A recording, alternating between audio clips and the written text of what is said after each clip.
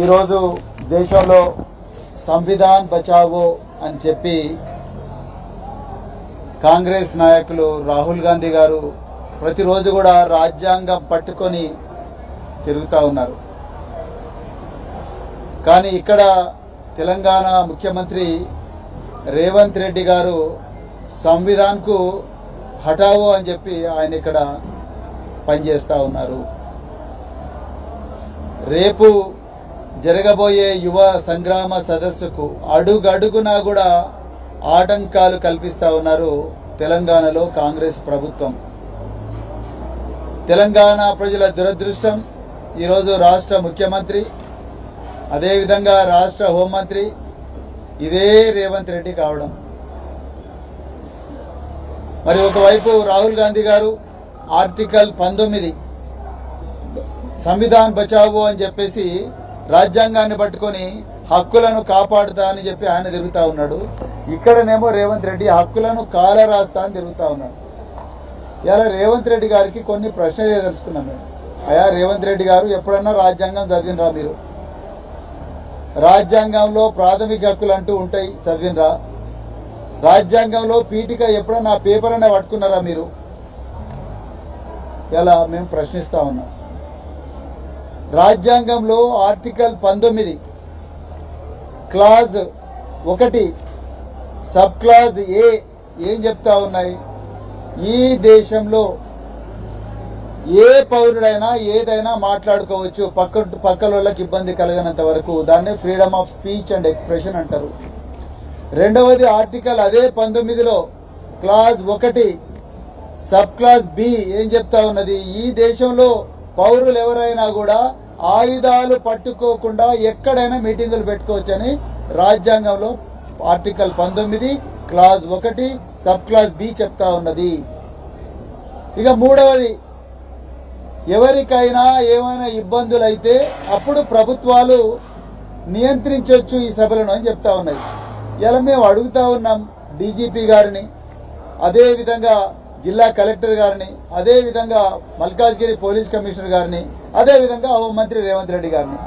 ఇందులో మేము ఎవరికి ఇబ్బంది కలిగిస్తా ఉన్నాం? మీరు ఏ ఏ ప్రొసీజర్లు అయితే చెప్పినరో ఆ ప్రొసీజర్లు అన్నీ కూడా మేము ఫాలో అయ్యే జూన్ 30వ తారీఖు నాడు మేము జిల్లా కలెక్టర్కి అప్లై చేసినాం. స్పోర్ట్స్ అథారిటీ ఆఫ్ తెలంగాణ కంట్రోల్లో ఈ సరూర్ నగర్ స్టేడియం ఉంటుంది, వారికి అప్లై చేసినాం. అదే విధంగా మీరు చెప్పిన విధంగానే డీడీ కూడా కట్టినాం. డీడీ కూడా ఇక్కడ ఉన్నది, ఈ స్టేడియంకు కట్టాలంటే డీడీ కూడా కట్టినాం. అదే విధంగా మల్కాజ్గిరి పోలీసులు చెప్పిన విధంగానే ఆల్టర్నేటివ్ గా ఒక 5 ఎకరాల భూమి చూపియండి అంటే ఒక రైతును రిక్వెస్ట్ చేసి ఆల్టర్నేటివ్ గా భూమి కూడా చూపించినాం పార్కింగ్ కోసం. సీసీటీవీ కెమెరాలు పెట్టమంటే సీసీటీవీ కెమెరాలు కూడా పెడతా ఉన్నాం. టాయిలెట్లు పెట్టమంటే టాయిలెట్లు కూడా పెడతా ఉన్నాం. ఇంకా ఫైర్ పర్మిషన్ తీసుకురామంటే ఫైర్ పర్మిషన్ కూడా తీసుకొస్తా ఉన్నాం. ఇంకా మీకు ఏం కావాలి? ఇన్ని ఇచ్చిన తర్వాత కూడా, డీడీలు కట్టిన తర్వాత, కలెక్టర్ నుంచి పర్మిషన్ తెచ్చుకున్న తర్వాత మా అంతటికి మేము ఇక్కడ ఈ సరూర్ నగర్ స్టేడియంలో మీటింగ్ పెట్టినందువల్ల ఈ ఎల్బీ నగర్ లో ఏ రహదారి మీద కూడా ట్రాఫిక్ జామ్ కాదు. అది అందరికీ తెలుసు. ఇక్కడ వందలాది మీటింగ్లు అయితే ఉంటాయి. అందుకొరకే పౌరులకు ఏమి ఇబ్బంది కలగకూడదని, వాహనదారులకు ఏమి ఇబ్బంది కలగకూడదని, అందులో రష్ అవర్ లో ప్రజలకు ఇబ్బంది కలగకూడదని మేమందరం కూడా సరూర్ నగర్ స్టేడియంలో మా వర్కింగ్ ప్రెసిడెంట్ కేటీఆర్ గారి ఆదేశాల మేరకు సరూర్ నగర్ స్టేడియంలో ప్రజలకు ఇబ్బంది కలగకూడదని ఈ మీటింగ్ పెట్టడం జరిగింది, ఇక్కడ పెట్టడం జరిగింది.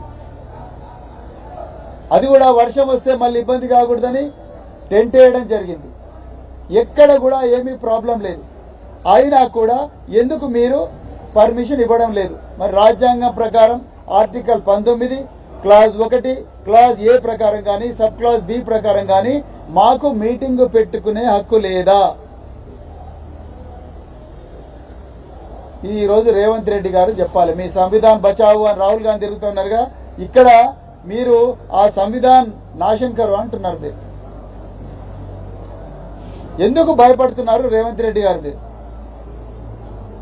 ఆ రోజు బీఆర్ఎస్ ప్రభుత్వం అధికారంలో ఉన్నప్పుడు, బీఆర్ఎస్ పార్టీ అధికారంలో ఉన్నప్పుడు ఇదే సరూర్ నగర్ స్టేడియంలో మీ నాయకురాలు ప్రియాంక వదేరా గారు అదే జూన్ 8వ తారీఖు నాడు మీటింగ్ పెట్టుకుంటే ఒక్క నిమిషంలో ఆనాటి ప్రభుత్వం పర్మిషన్ ఇచ్చింది. ఎన్నో మీటింగ్లకు ఇక్కడ పర్మిషన్ ఇవ్వడం జరిగింది. నేనప్పుడు బీఎస్పీ అధ్యక్షుడిగా ఉన్న రాష్ట్ర అధ్యక్షుడిగా మాకు కూడా అప్పుడు పర్మిషన్ చాలా ఈజీగా వచ్చింది. అప్పుడు దేవేంద్ర సింగ్ చౌహాన్ రాచకొండ కమిషనర్ గా ఉండే ఒక్క రోజులోనే పర్మిషన్ ఇచ్చేసిండు ఆయన. కానీ ఇక్కడ మాత్రం మీరు లాస్ట్ మినిట్ వరకు కూడా ఇబ్బంది పెడతా ఉన్నారు. మీకు ఇష్టం లేకపోతే మాకు రాసివ్వండి, మీ వల్ల ఇబ్బందులు అవుతున్నాయి, మీ వల్ల ప్రభుత్వం కూలిపోయే ప్రమాదం ఉన్నది, మీ వల్ల ఈ విధంగా ప్రాబ్లం అయ్యే ప్రమాదం ఉన్నది అని మీరు రాసివ్వండి కదా. మీకు ఏం ఇంటెలిజెన్స్ వచ్చిందని ఆపుతున్నారు? మీరు ఈరోజు ఆన్సర్ చెప్పాలి.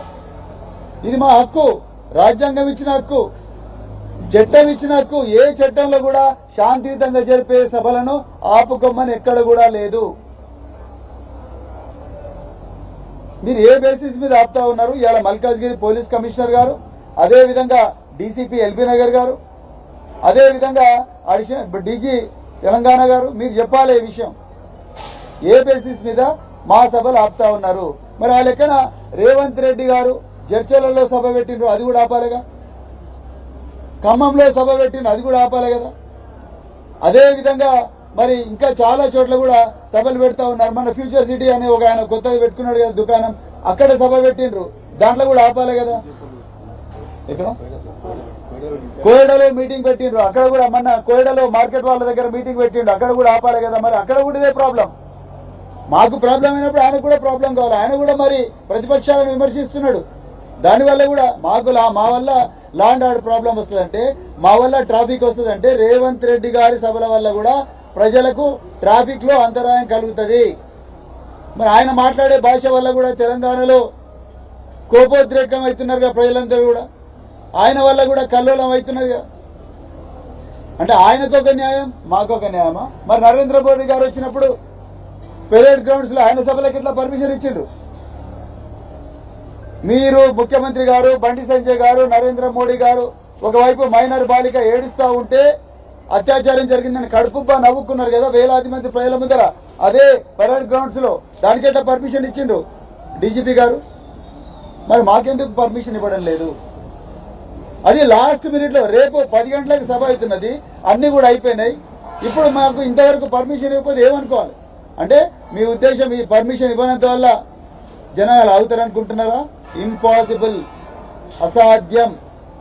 మీరు పర్మిషన్లతోని మా గొంతుకు నొక్కగలరేమో కానీ ప్రజల గుండెలను, వాళ్ళ గుండె చప్పుడును ఆపలేరు రేవంత్ రెడ్డి గారు.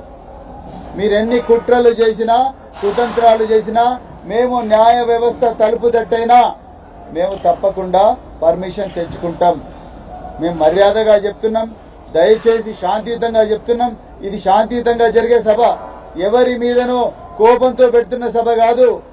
ఆకలితో అలమటిస్తున్న, బాధతో తల్లాడుతున్న, ఆ తల్లడిల్లుతున్న ఆ బిడ్డలకు గొంతుకగా ఉండాలని, నిరుద్యోగ బిడ్డలకు గొంతుగా ఉండాలని.